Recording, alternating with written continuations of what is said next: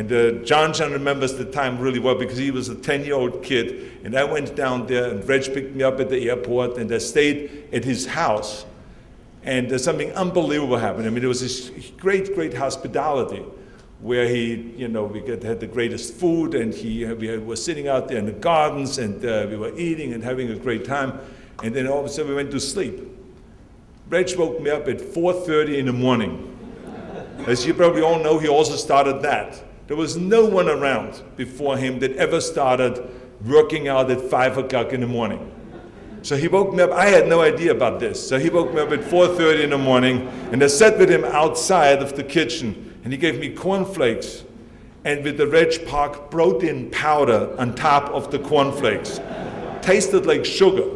So it was really, there was maybe 2% protein in there and 90% sugar. I mean, otherwise it couldn't have tasted so delicious. But it was this delicious protein powder. I thought it was Reg Park protein, so therefore I'm going to gain. It's all in your mind. So I did gain. I mean, it was not all muscles, I have to admit, but I mean, I did gain from all this stuff. But we went to the gym then.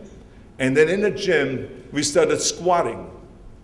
And it was 135, and the next set was 225, and the next set was 275, then it was 350, and then 375, 415, and this is how it went on.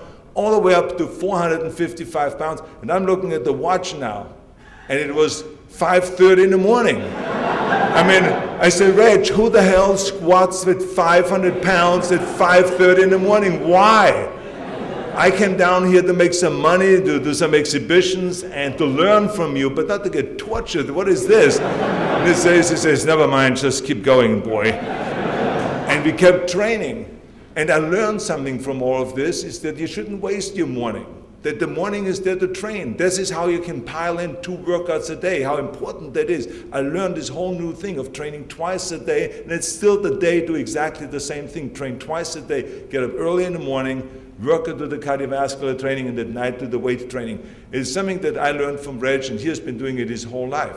But this workout then continued on, because at the end of his training, he always did calves. Because God forbid you wouldn't do calves every day, because that's something you have to do 7 days a week, according to Reg Park.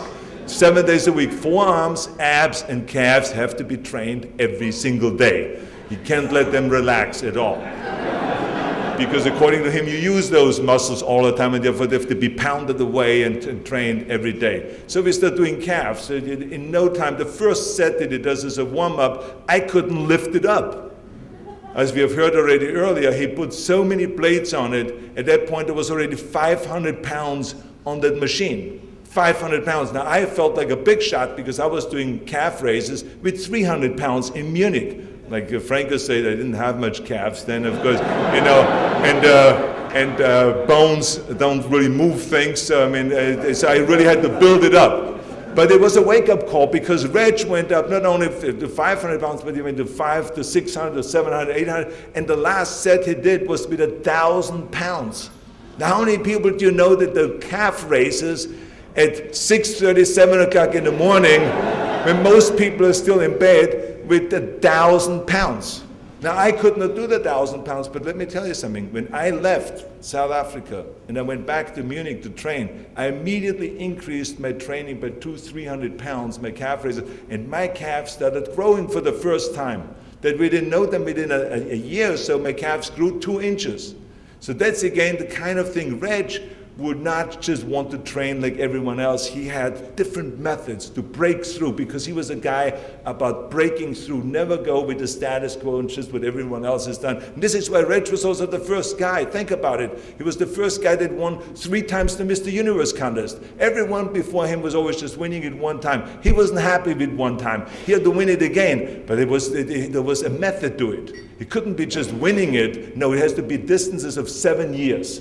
Had to be, where does he come up with this madness? It had to be 1951, and then it had to be 1958, and then in 1965. God forbid there will be 8 years in between us, or 5 years in between. It had to be 7 years in between, he explained to me. Very important. So anyway, so we all did the same thing. We went after one Mr. Universe title after the next, which is him that inspired us to do that. Not just to be happy with 1 title, but go for the whole shot. And he always said to me, go for as many as you can do, and that's of course what I did. It was again because of his inspiration.